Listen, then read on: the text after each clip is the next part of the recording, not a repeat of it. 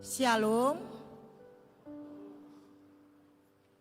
Bapak Ibu, saudara-saudari yang dikasihi oleh Tuhan Yesus, selamat datang dan selamat hari Minggu buat kita semua.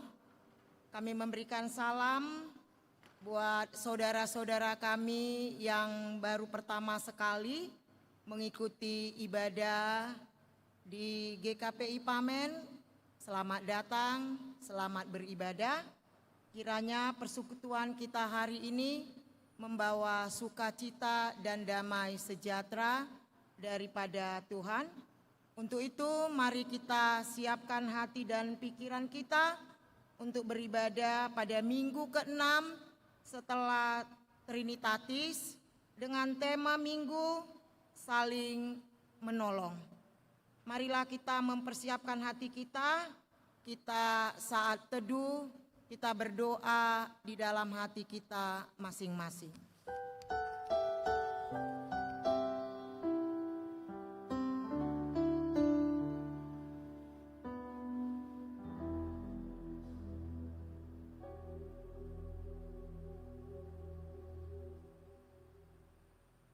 Amin.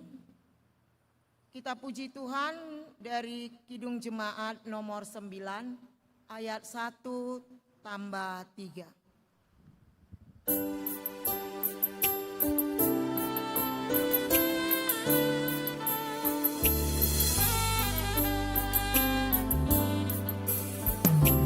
Puji hai jiwaku, puji Tuhan, selagi ada nafasku. Allahku patutlah kuagungkan sepanjang umur hidupku. Hayatku Dia yang beri, Dia ku puji ganti. Haleluya, haleluya. Jika penolong layaku, betapa kau bahagia. Dia penuhi harapanmu, Tuhan setianya selamanya. Maafkan cinta dunia, tak meninggalkan makhluknya. Haleluya, haleluya.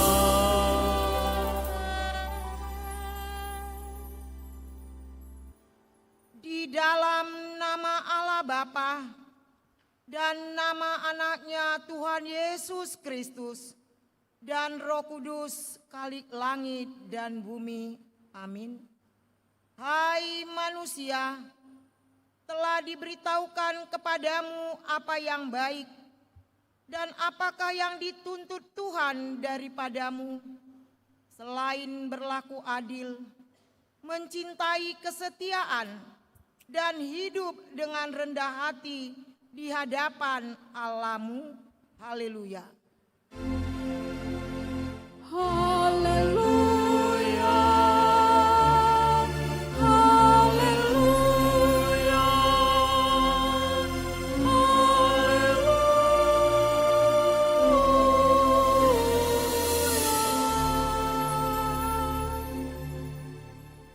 Kita berdoa. Ya Tuhan Allah Bapa kami yang di sorga, berikanlah kepada kami hati yang teguh, yang kudus, pikiran yang baik dan sukacita, melaksanakan pekerjaan yang sesuai dengan kehendak-Mu. Berikanlah damai kepada kami, agar kami merasa tentram hidup di dalam perlindungan-Mu. Kiranya kami senantiasa berpegang kepada firman-Mu dalam menghadapi musuh-musuh kami. Kiranya Engkau memelihara dan menguatkan kami, karena Tuhan Yesus, Tuhan kami. Amin.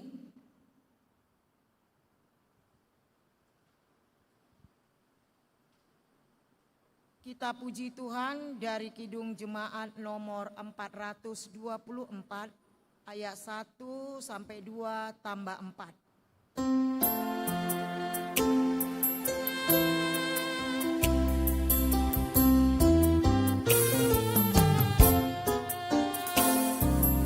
Yesus menginginkan daku bersinar baginya, dimanapun ku berada, ku menyenangkannya. Bersinar, bersinar, itulah kehendak Yesus. Bersinar, bersinar, aku bersinar terus. Yesus menginginkan daku menolong orang lain, manis dan sopan selalu setiaku karena.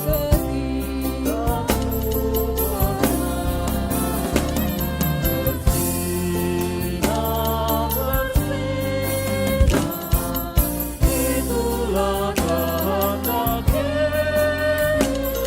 Bersinar, bersinar, aku bersinar terus. Aku pun ingin bersinar dan melayaninya, hingga di sorga ku hidup senang bersamanya. Bersinar, bersinar, itulah kehendak Yesus.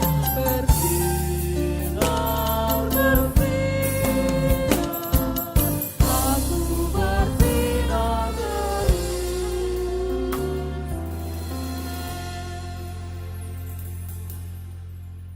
Marilah kita mendengarkan firman Tuhan sebagai pendahuluan khotbah pada minggu ke-6 setelah Trinitatis hari ini, yang tertulis di dalam Kitab Ulangan 15 ayat 6 sampai ayat yang ke-11. Kita membacanya secara bergantian. Di ayat yang ke-11 kita membaca secara bersama-sama.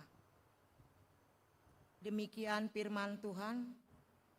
Apabila Tuhan Allahmu memberkati engkau seperti yang dijanjikannya kepadamu, maka engkau akan memberikan pinjaman kepada banyak bangsa, tetapi engkau sendiri tidak akan meminta pinjaman. Engkau akan menguasai banyak bangsa, tetapi mereka tidak akan menguasai engkau. Jika sekiranya ada di antaramu seorang miskin, salah seorang saudaramu di dalam salah satu tempatmu, di negeri yang diberikan kepadamu oleh Tuhan Allahmu, maka janganlah engkau menegarkan hati ataupun menggenggam tangan terhadap saudaramu yang miskin itu. Tetapi engkau harus membuka tanganmu lebar-lebar baginya dan memberi pinjaman kepadanya dengan limpahnya, cukup untuk keperluannya seberapa ia perlukan.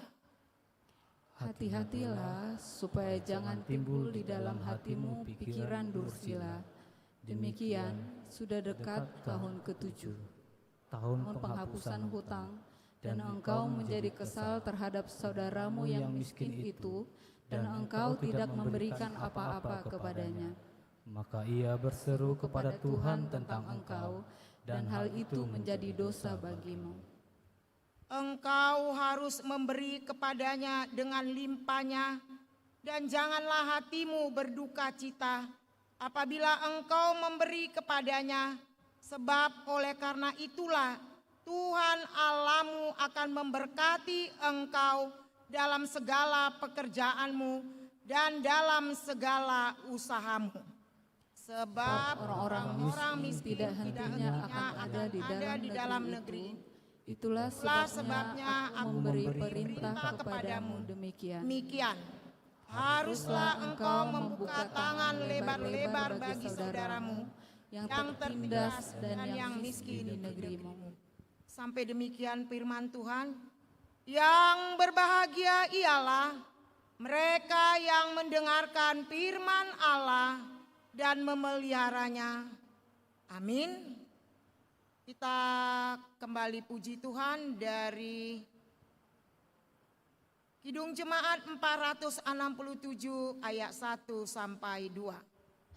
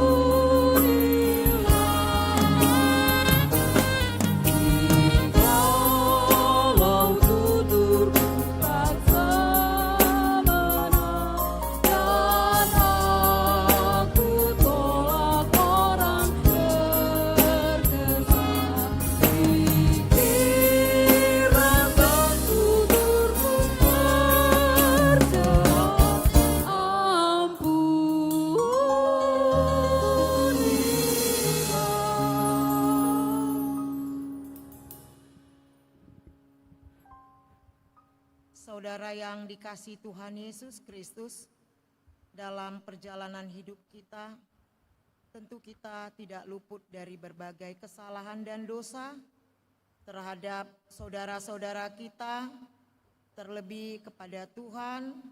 Kita sering mendukakan nama Tuhan. Dengan segala kerendahan hati, marilah kita menyesali dan mengakui kesalahan dan dosa kita di hadapan Tuhan. Kita memasuki saat teduh, kita berdoa di dalam hati kita masing-masing.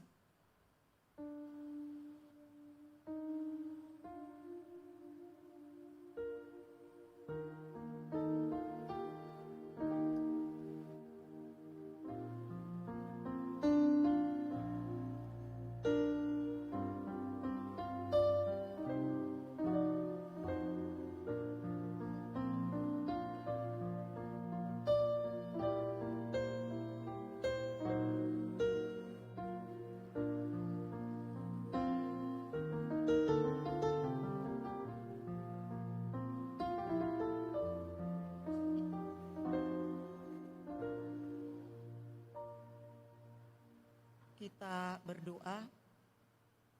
Bapa kami yang bertakhta di dalam kerajaan sorga, Engkaulah Tuhan yang berkuasa mengampuni segala dosa umat manusia. Dan pengampunan itu telah Engkau serahkan kepada Yesus Kristus, Tuhan kami, anak-Mu yang tunggal itu. Tolong dan kasihanilah kami, agar kami yakin dan percaya akan keampunan dosa kami, sehingga kami benar-benar merasa bahagia di dalam hidup kami.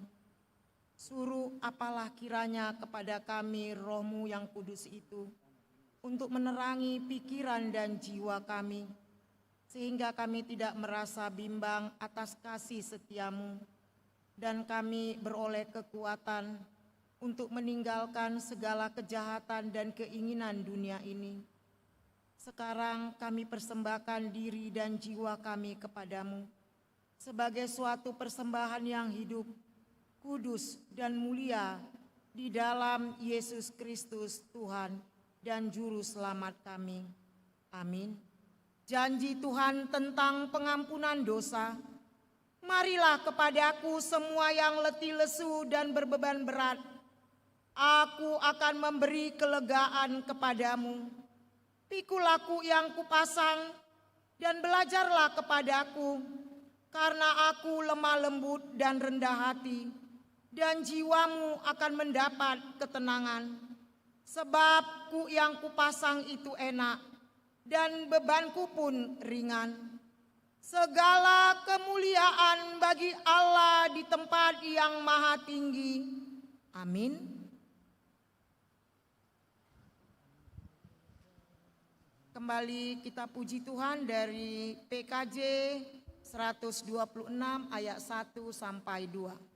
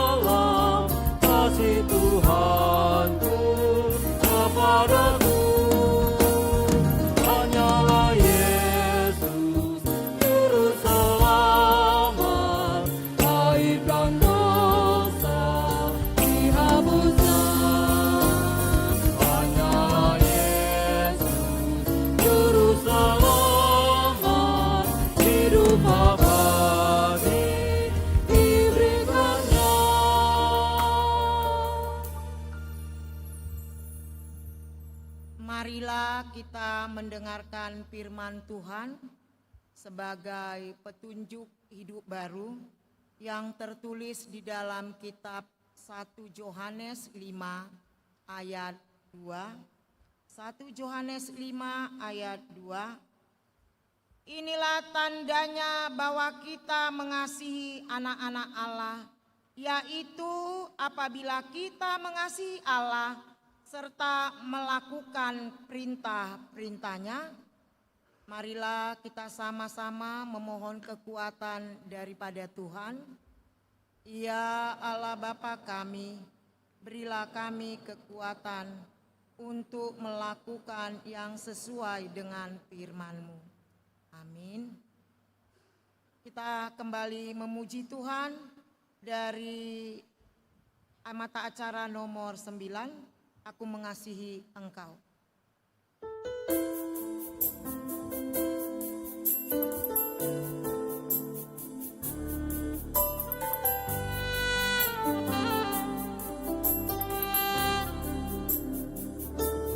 Aku mengasihi engkau Yesus dengan segenap hatiku. Aku mengasihi engkau Yesus dengan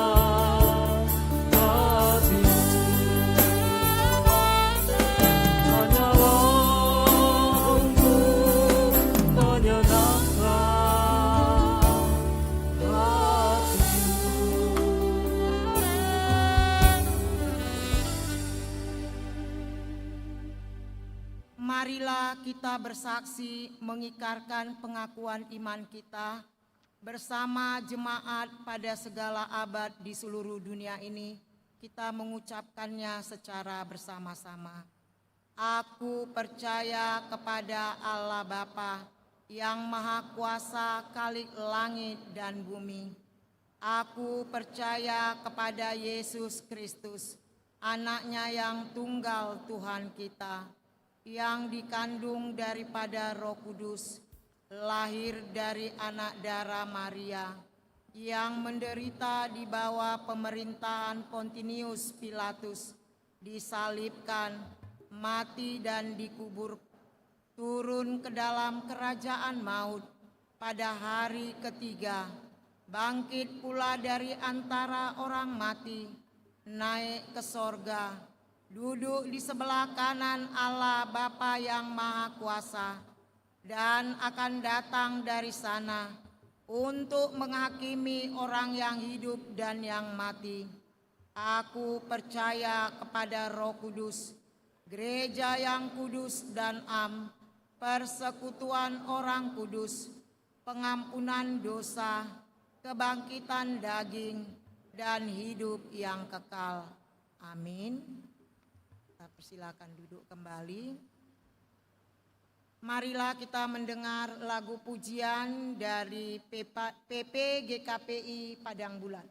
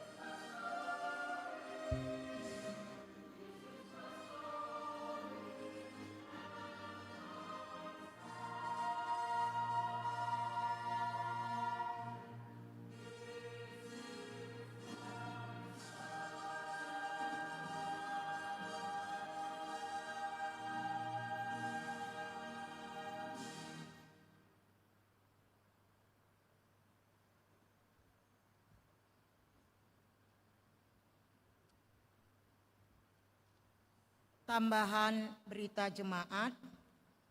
Sebagaimana telah diberitakan pada ibadah minggu lalu, penggalangan dana Videotron tahap ketiga akan diadakan kembali pada hari Minggu tanggal 12 Juli 2026.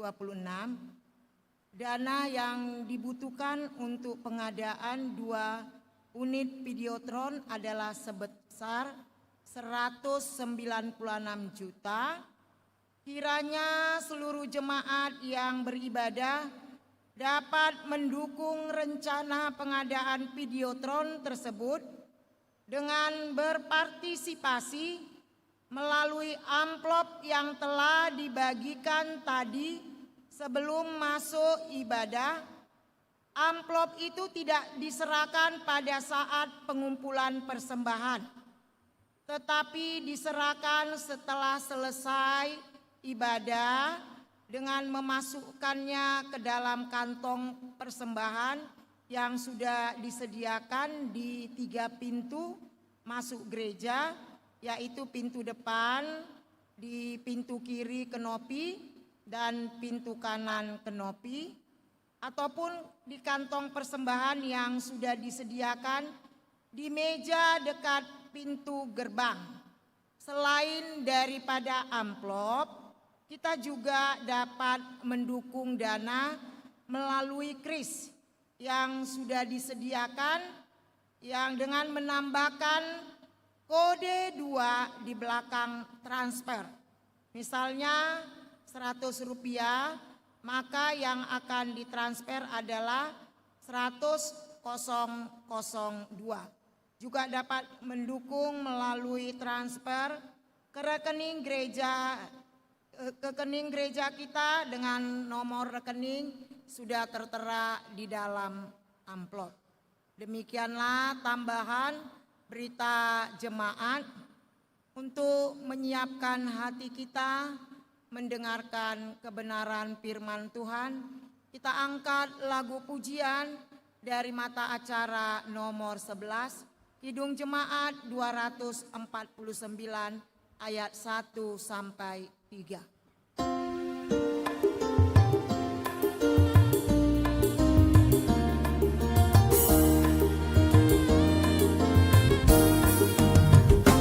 Serikat persaudaraan, berdirilah teguh, sempurnakan persatuan di dalam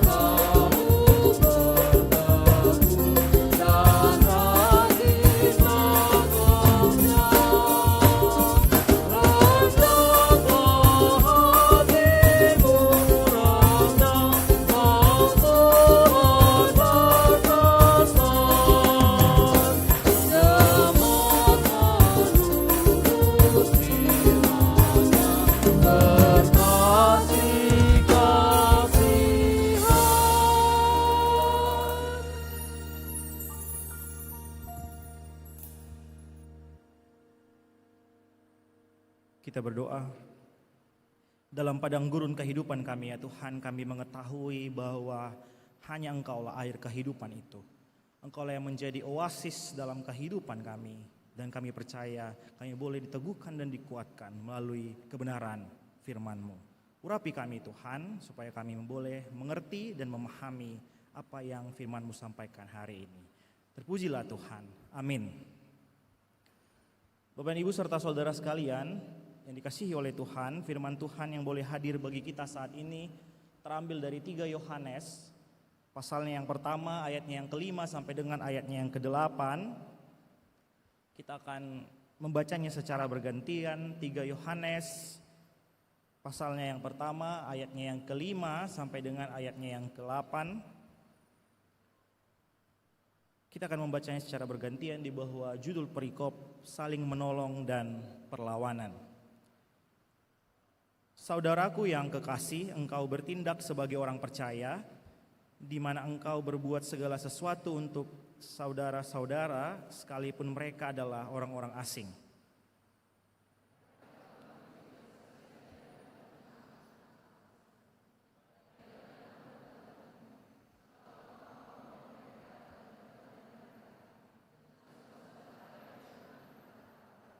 Sebab karena namanya mereka telah berangkat dengan tidak menerima sesuatu pun dari orang-orang yang tidak mengenal Allah.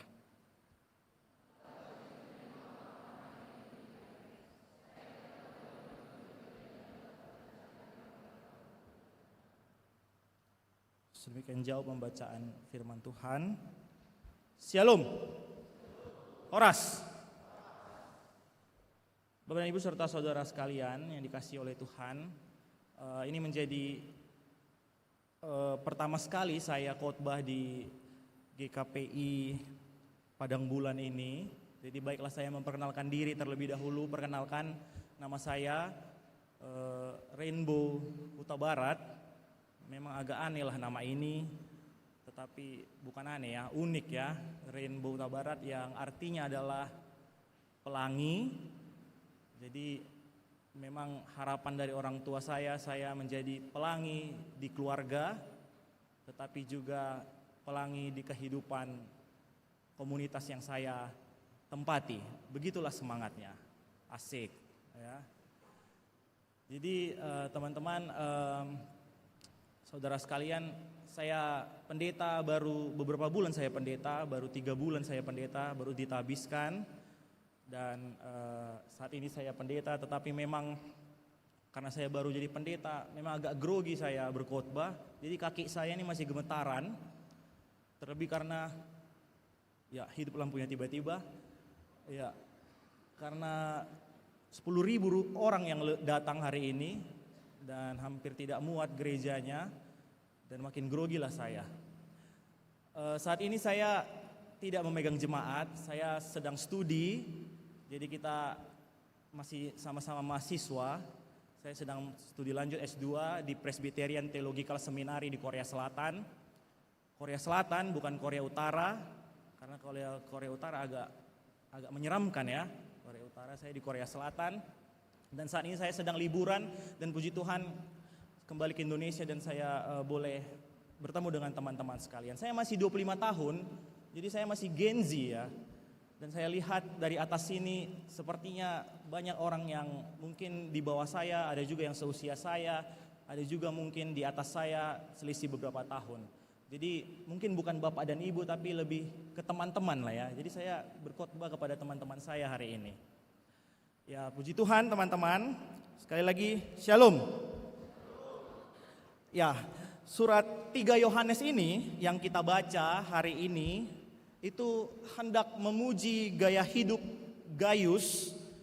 Memang karena informasi yang kurang lengkap dari teks ini, kita tidak mengetahui sebenarnya secara spesifik Gaius yang mana yang hendak dituju oleh Yohanes.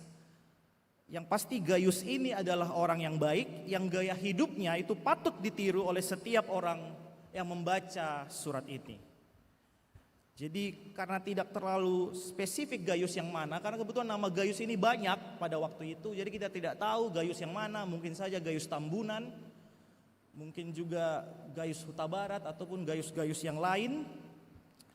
Tetapi apa yang mau dikatakan bahwa Gaius ini itu bertindak sebagai orang yang percaya.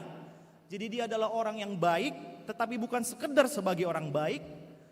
Yang penting adalah bagaimana Gaius itu menghayati kehidupannya di dalam Kristus, sehingga ia pada akhirnya menghasilkan tindakan-tindakan yang baik dan benar di dalam kehidupannya. Dan Kristus menjadi sumber kebaikan bagi Gaius.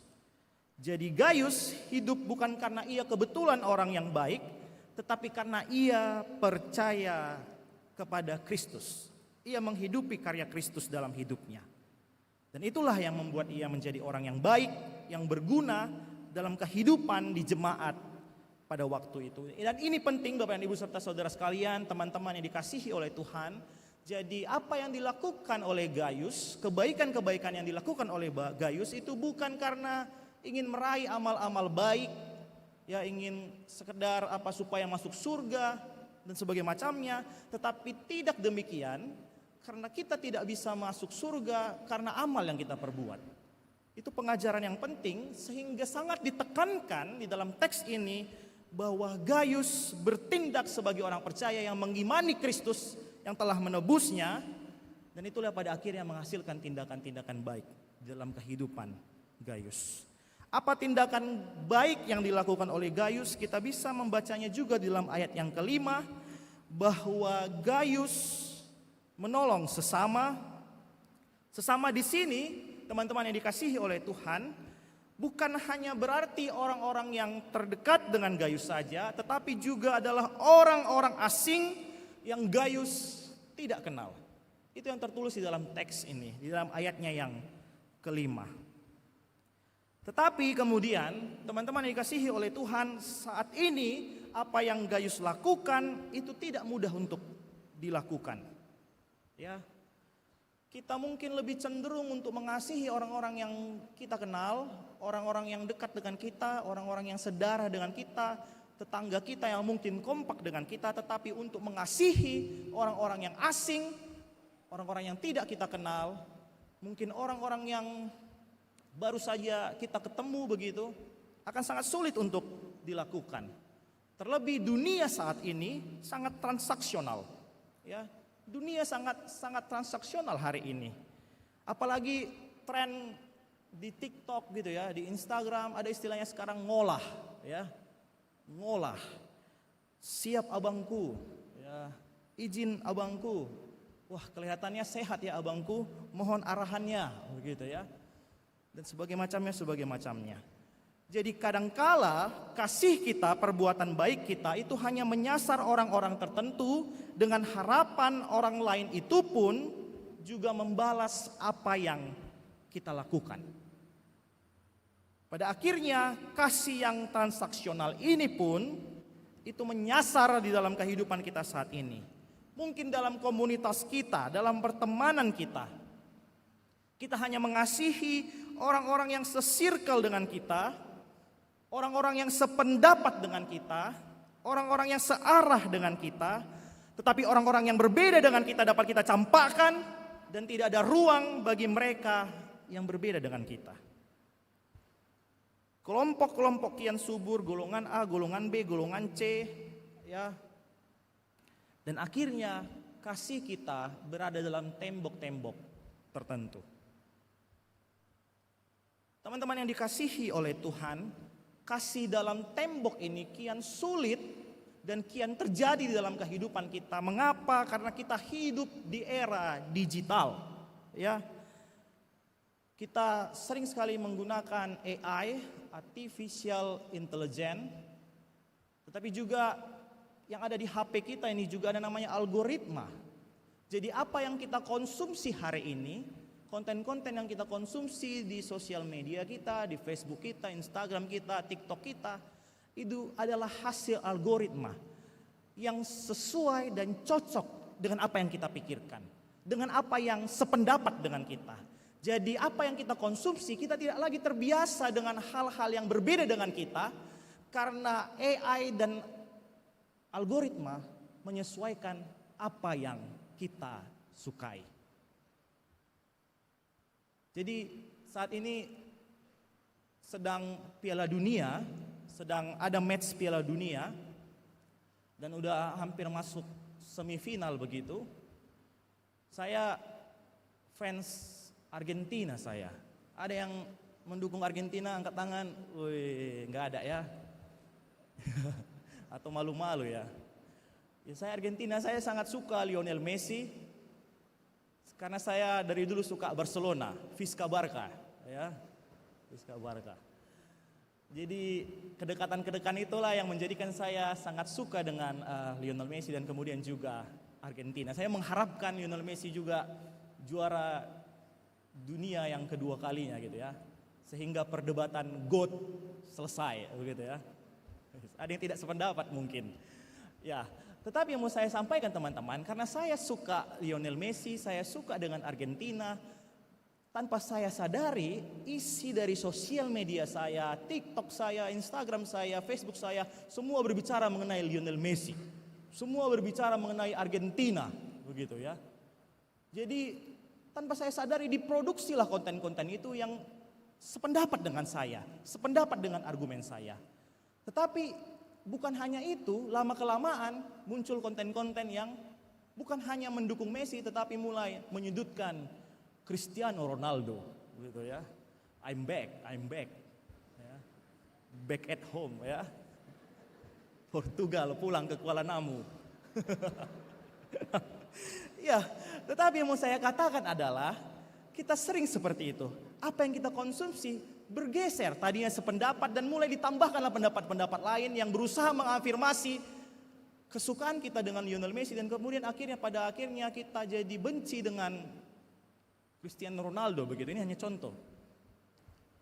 Jadi apa yang kita konsumsi itu juga pada akhirnya mempengaruhi pikiran kita. Padahal di awal saya tadi hanya berfokus kepada Lionel Messi karena kemudian algoritma berusaha memproduksi hal-hal yang lain yang ingin mengafirmasi kehebatan Lionel Messi dan pada akhirnya muncul konten-konten yang lain yang justru pada akhirnya menjelekkan orang lain. Dan itulah yang terjadi dalam juga kehidupan kita saat ini. Kita terbiasa untuk menerima konten yang sependapat dengan kita dan pada akhirnya itu mempengaruhi cara kita berkomunikasi dengan orang lain. Itu juga mempengaruhi cara kita mengasihi orang lain, menolong orang lain. Yang kita tolong, yang kita kasihi itu hanya orang-orang yang sesuai dengan kita, yang sependapat dengan kita. Pada akhirnya teman-teman yang dikasihi oleh Tuhan, kalau kita berkata kita mengasihi dan kita hidup sebagai pengikut Kristus tetapi kita hanya menyapa orang-orang yang sesuai dengan pendapat kita, berarti ada yang salah dengan kasih kita. Kalau kita berkata kita mengasihi tetapi kita hidup sebagai seorang yang membenci saudara-saudara kita yang berbeda dengan kita, berarti ada yang salah dengan kasih kita. Kalau kita berkata kita mengasihi sebagaimana Kristus mengasihi kita, tetapi kita menjauhi orang-orang yang kita anggap aneh, orang-orang yang kita anggap freak, yang gaya hidupnya tidak sesuai dengan kita, yang perkataannya sulit kita mengerti, dan kita menjengkali orang-orang lain, berarti ada yang salah dengan kasih kita. Dan itulah yang menjadi khotbah kita hari ini. Kita diajak untuk tidak hanya mengasihi orang yang sesuai dengan kita, tetapi adalah orang-orang asing yang tidak kita kenal, yang mungkin juga tidak sependapat dengan kita. Maka firman Tuhan hari ini mengajak kita be humble. Matius 25 ayat 40 berkata, segala sesuatu yang kamu lakukan untuk salah seorang dari saudaraku yang paling hina ini, kamu telah melakukannya untuk aku. Jadi apa yang kita lakukan kepada orang lain, apa yang kita lakukan kepada orang yang sedang mengalami penderitaan siapapun dia, itu juga menunjukkan relasi kita dengan Tuhan. Relasi kita kepada sesama itu juga menunjukkan bagaimana sebenarnya relasi kita dengan Tuhan. Levinas, seorang filsuf dari Prancis, pernah menuliskan demikian. God is not found in dogma or temples, but in the face of the suffering other. Artinya Bang Messi, Tuhan tidak hanya dan Tuhan tidak ditemukan di dalam dogma-dogma ataupun di dalam kuil-kuil ataupun di dalam gereja, tetapi Tuhan itu ditemukan di dalam wajah sesama manusia. Wajah manusia yang sedang menderita. Dan inilah yang menjadi pesan firman Tuhan hari ini. Kalau kita beribadah, mungkin saja ibadah, apalagi ya, ibadah, ada lagunya namanya Dunia Ini Panggung Sandiwara.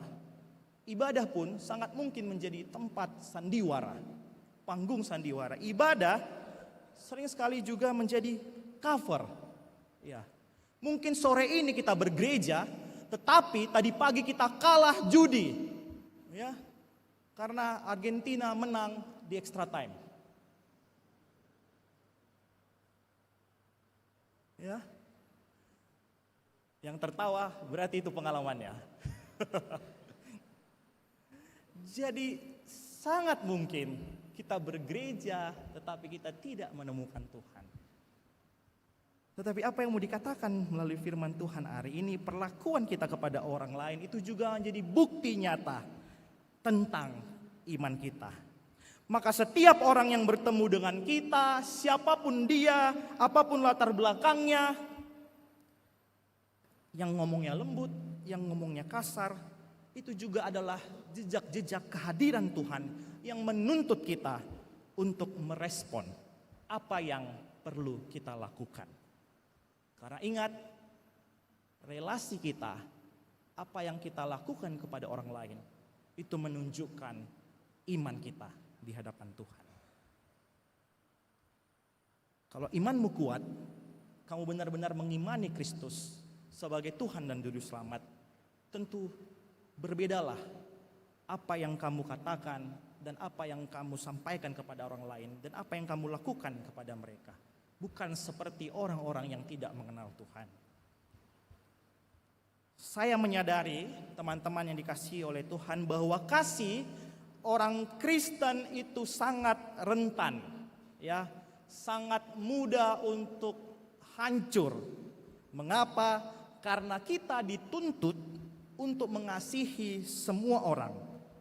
Yang tadi kita tidak mengetahui latar belakangnya, tidak tahu apakah dia membalas kebaikan itu dengan kejujuran atau dengan penyalahgunaan. Apalagi banyak manusia sekarang hidup tak tahu diri, dikasih hati, minta jantung. Sudah kita berbuat baik tetapi dikecewakan, bukan dimanfaatkan. Dan pada akhirnya banyak orang yang saat ini menyalahgunakan kasih yang ingin kita bagikan.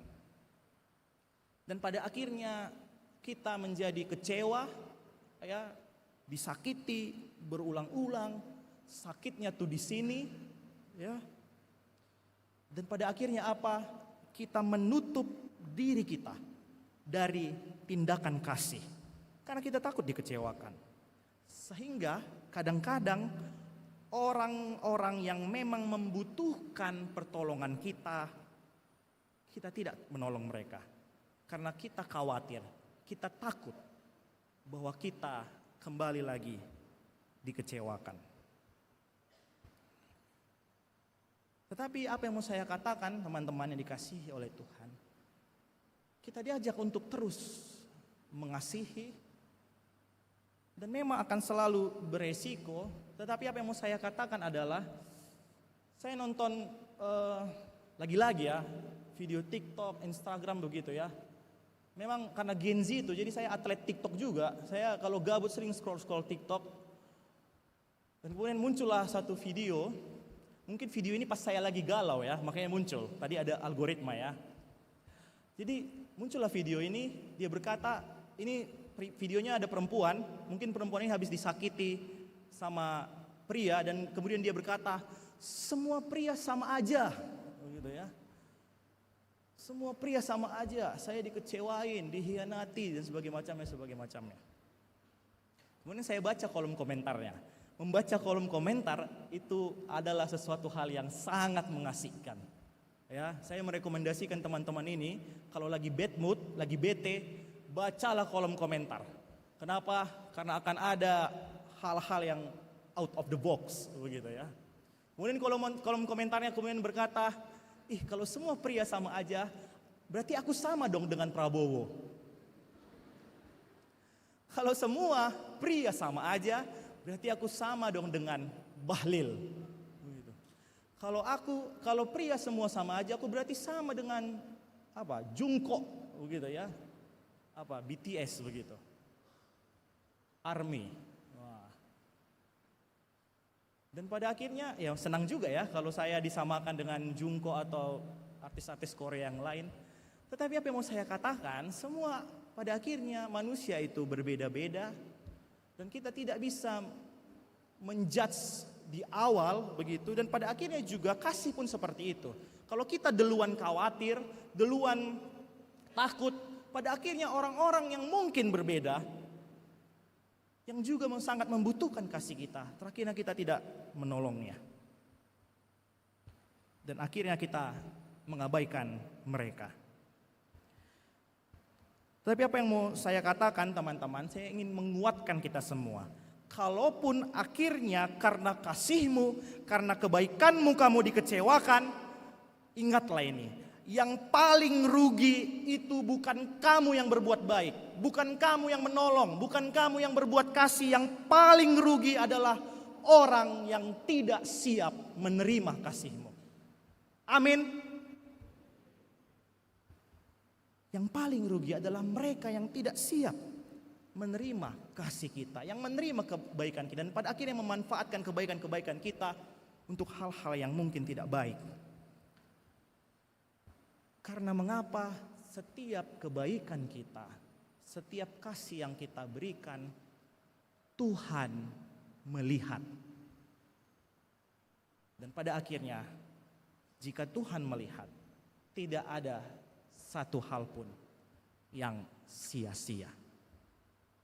Jadi kalau hari ini kamu putus, ya, mungkin ada yang 2 hari lalu putus, yang kemarin putus, atau yang bulan lalu putus, dan kamu berkata, aku sudah menjadi orang yang baik, aku sudah all out ke dia, aku tiap hari jalan mengeluarkan duit dan sebagainya macamnya, tetapi aku tetap diselingkuhin, ya.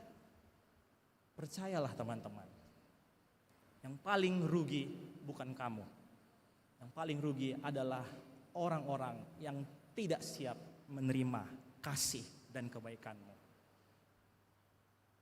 Jadi tunjukkanlah imanmu, tunjukkanlah kebaikanmu, karena itulah gunanya kamu sebagai pengikut Kristus. Ada film Marvel, ya lagi-lagi saya bawa Marvel, saya suka Marvel Universe, ya. Ada namanya Joker. Joker Marvel apa? Salah saya kayaknya. Joker itu Marvel ya?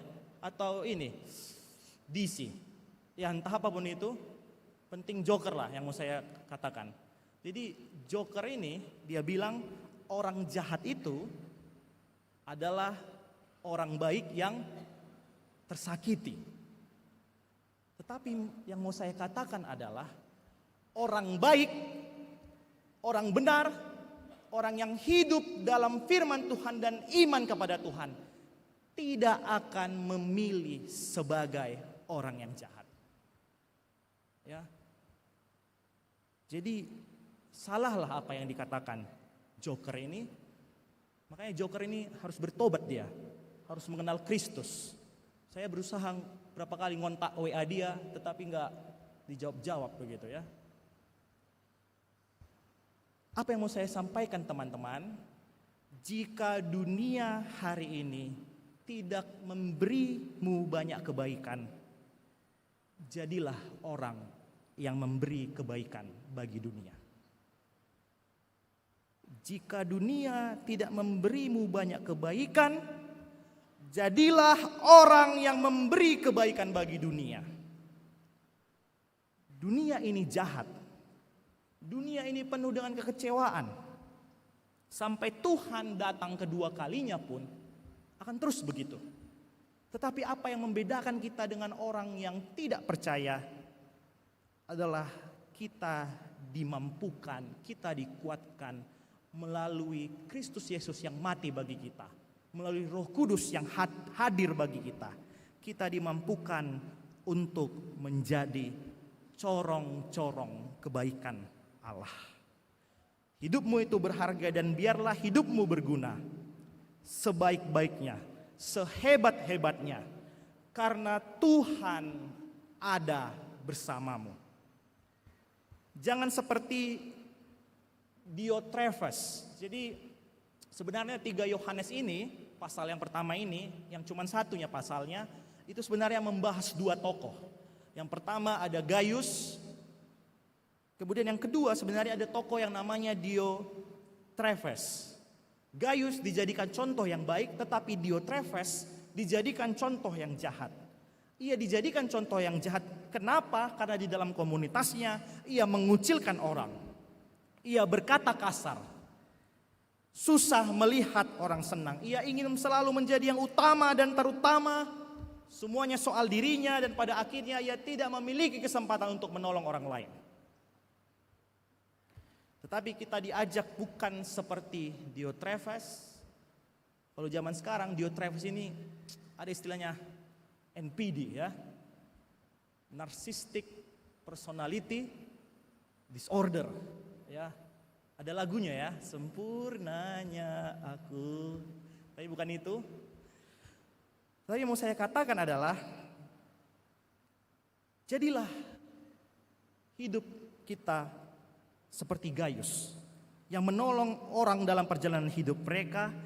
Jadilah Gaius yang senang melihat orang senang, yang suportif, karena dengan demikian kau telah mengambil bagian di dalam pekerjaan Kristus. Kita menjadi rekan sekerja Allah ketika kita boleh mencontoh hidup Gaius.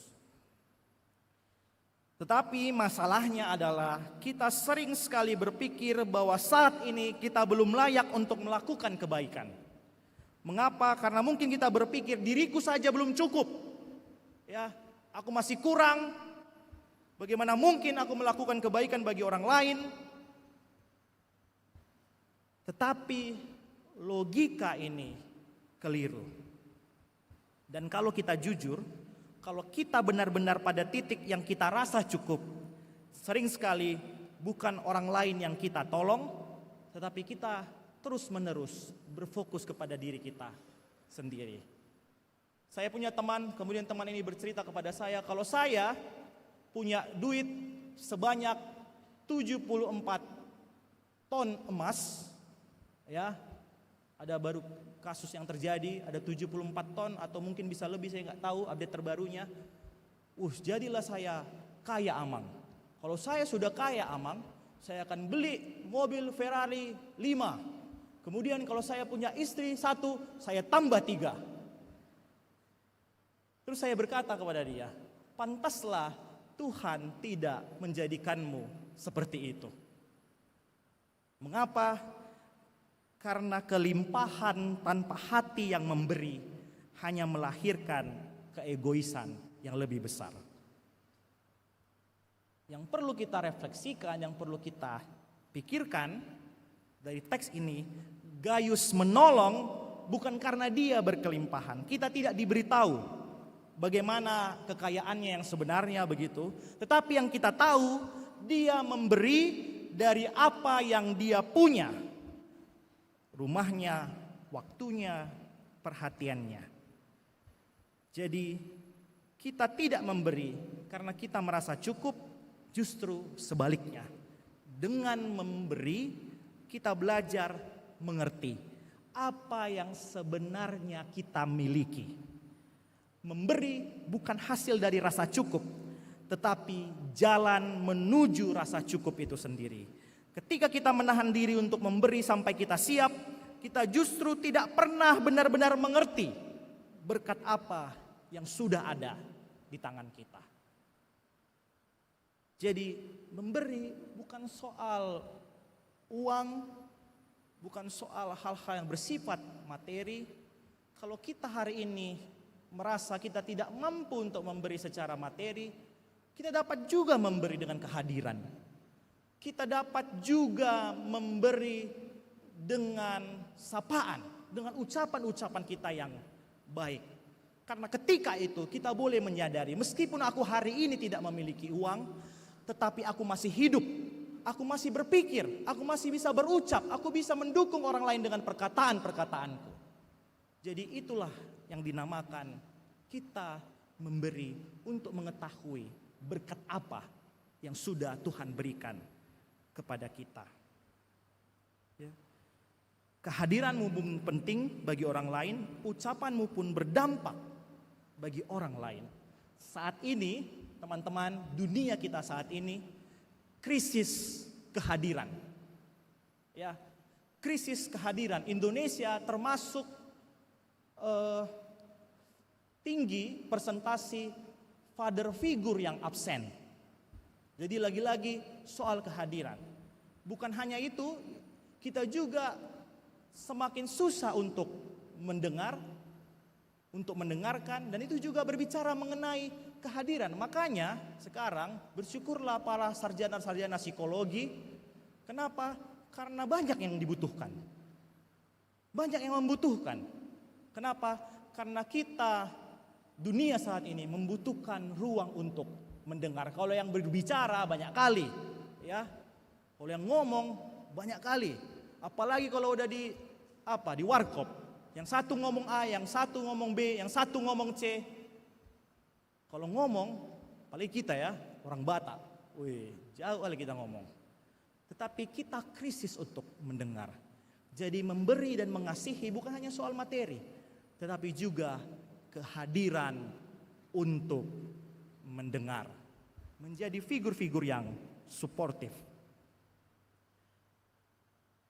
Jadi teman-teman, pertanyaannya adalah, apakah yang sudah kuberikan, apakah yang sudah diberikan Allah yang dapat kugunakan untuk orang lain? Itulah yang menjadi pertanyaan kita, supaya kita mampu menolong, mampu mengasihi, dan mampu memberikan kebaikan. Dengarlah pesan ini, kamu adalah garam dunia, kamu adalah terang dunia. Dan Tuhan menginginkan kita menjadi duta-duta Kristus yang menggarami dunia, yang menerangi dunia. Maka jadilah baik, jadilah seperti Gaius. Teman-teman yang dikasihi oleh Tuhan, Bapak dan Ibu serta saudara sekalian, tugas kita memang adalah tugas yang sangat berat. Mengasihi orang lain itu tampak indah dan tampak mudah dalam kata-kata, tetapi mengasihi orang-orang yang menjengkelkan, orang-orang yang jahat dengan kita itu sangat menyakitkan. Ya. Tetapi sebagai pengikut Kristus, itu pula lah tugas kita. Terus mengasihi dan terus mengampuni, terus melakukan kebaikan di saat-saat yang tidak mudah.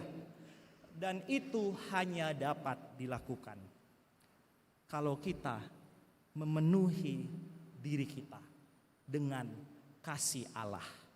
Kita tidak akan mampu kalau hanya mengandalkan diri kita sendiri. Kita akan mudah sekali jatuh. Ya. Kita berbuat baik, kita berkata lembut, kemudian ada yang berkata itu pencitraan, itu munafik, dia itu berbohong. Dan kita akan mudah sekali kecewa. Dan pada akhirnya akan jatuhlah kita. Tetapi hanya dengan mengisi tangki cinta kita dengan cinta Allah, hanya dengan itu kita dimampukan untuk mengarungi dunia. Kita dapat diberikan Allah kebijaksanaan tentang apa yang perlu kita lakukan. Kita dapat menjadi saksi Allah, menjadi orang-orang yang melakukan kebaikan dan menjadi rekan sekerja Allah. Maka firman Tuhan hari ini juga mengajak kita untuk meminta kepada Tuhan, untuk membuka hati kita. Tuhan, isilah tangki cintaku, dan biarkanlah Tuhan memenuhi dirimu. Biarlah hasratmu menjadi hasrat Tuhan, dan biarlah kasih putih dari Allah merasuki jiwamu, sehingga kasihmu menjadi kasih putih yang murni berbelas kasihan, setia, dan penuh dengan kekuatan. Saya ingin menutup khotbah ini, teman-teman, kebetulan sudah hujan juga, hujan berkat ini. Saya ingin menutup firman Tuhan hari ini dengan sebuah lagu. Ya. Lagu ini sebenarnya lagu pop, tetapi kalau saya merefleksikannya lebih dalam, ini bukan berbicara tentang dua manusia antara wanita dan pria, tetapi ini juga berbicara tentang manusia dengan Tuhan. Ya. Judulnya ini Kasih Putih.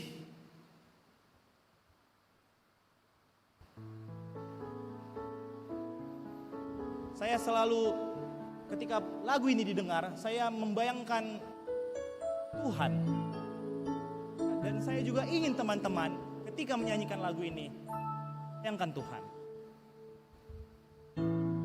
Terdalam yang pernah ku rasa, hasratku hanyalah untukmu, terukir manis dalam renunganku. Jiwaku menyatu, biarkanlah ku rasakan hangatnya sentuhan kasih-Mu. Bawa daku, penuhiku, berilah diriku kasih putih di hatiku. Baitnya yang kedua jauh lebih dalam. Ku curahkan isi jiwa, hanya Tuhan tempat kita berbicara. Dalam air itu Kau bawa samanya diriku. Semuanya. Biarkanlah ku rasakan hangatnya sentuhan kasih-Mu. Bawa daku, penuhiku, berilah diriku kasih putih di hatiku.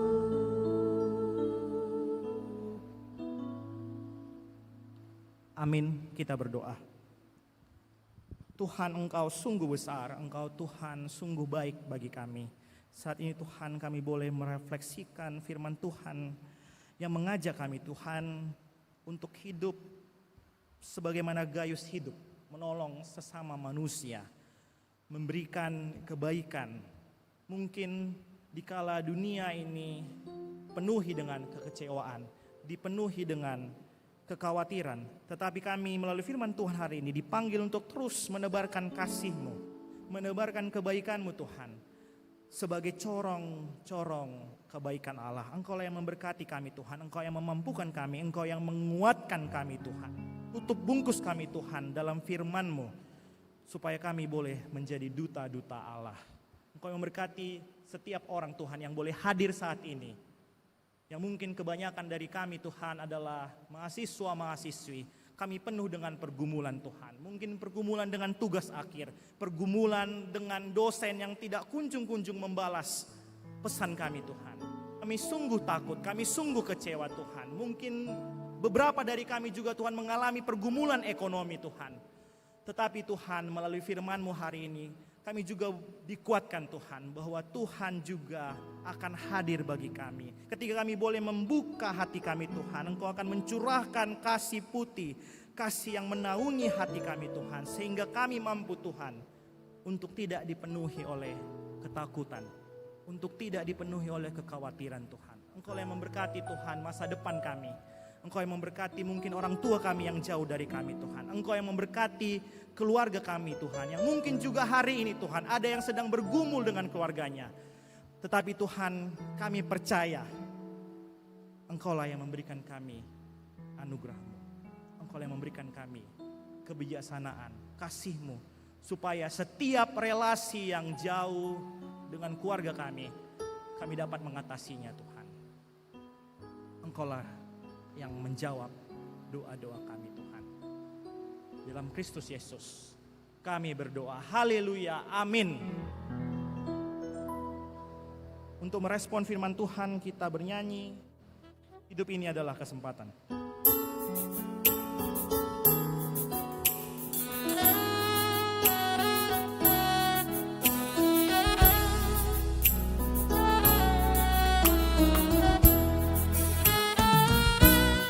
Hidup ini adalah kesempatan.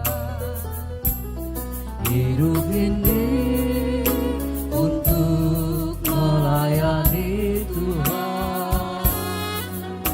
Jangan sia-siakan waktu yang Tuhan beri. Hidup ini hanya sementara. Hidup ini adalah kesempatan. Hidup ini untuk melayani Tuhan. Jangan sia-siakan waktu yang Tuhan beri. Hidup ini harus jadi berkah. Oh Tuhan, pakailah hidupku selagi aku masih kuat. Bila saatnya nanti ku tak berdaya lagi, hidup ini sudah jadi berkah. Hidup ini adalah kesempatan. Hidup ini untuk melayani Tuhan. Jangan sia-siakan waktu yang Tuhan beri. Hidup ini harus jadi berkah. Oh Tuhan, pakailah hidupku selagi aku masih kuat. Bila saatnya nanti ku tak berdaya lagi, hidup ini sudah jadi berkah. Bila saatnya nanti ku tak berdaya lagi, hidup ini sudah jadi berkah.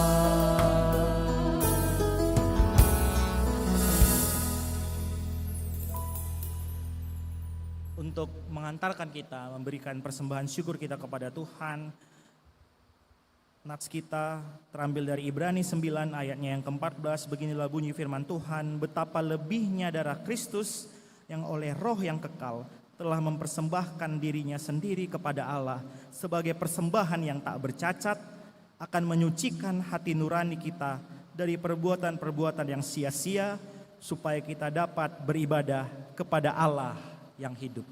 Kita memberikan persembahan kita kepada Tuhan.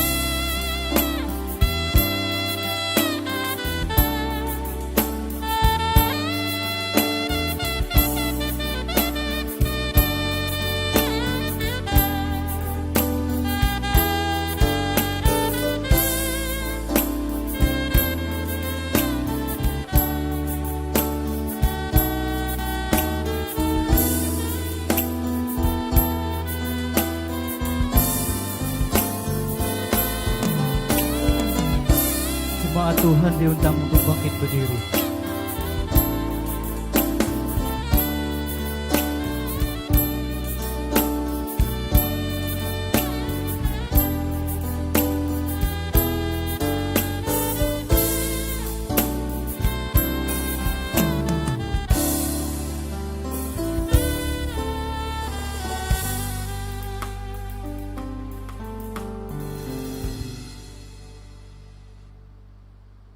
Mari kita bersatu dalam doa.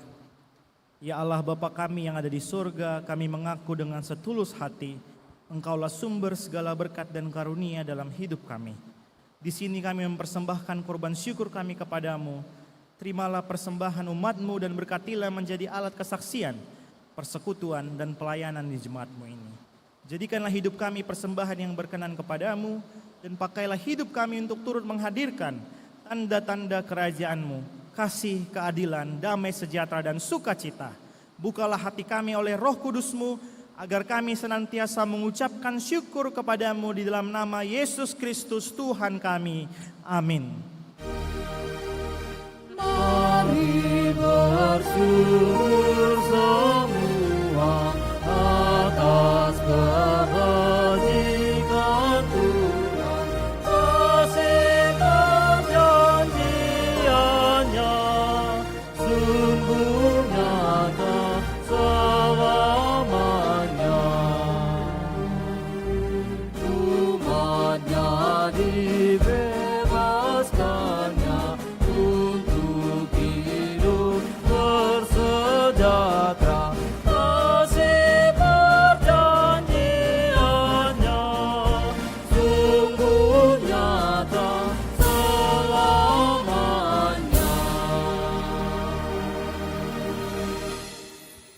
Bapa kami yang di sorga, dikuduskanlah namamu. Datanglah kerajaanmu, jadilah kehendak-Mu di bumi seperti di sorga. Berikanlah kami pada hari ini makanan kami yang secukupnya, dan ampunilah kami akan kesalahan kami, seperti kami juga mengampuni orang yang bersalah kepada kami. Dan janganlah membawa kami ke dalam pencobaan, tetapi lepaskanlah kami dari yang jahat.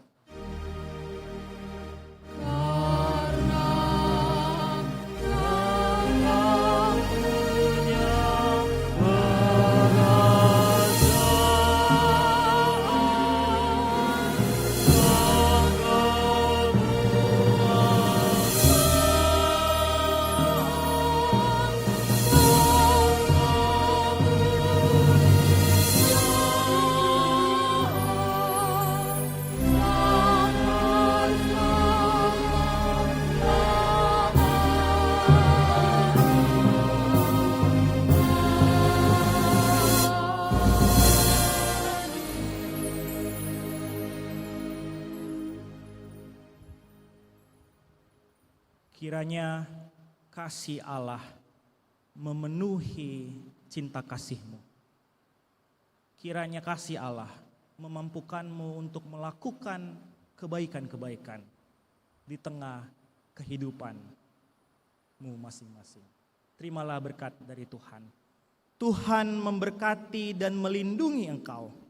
Tuhan menyinari engkau dengan wajah-Nya dan memberi engkau kasih karunia. Tuhan menghadapkan wajah-Nya kepadamu dan memberi engkau damai sejahtera.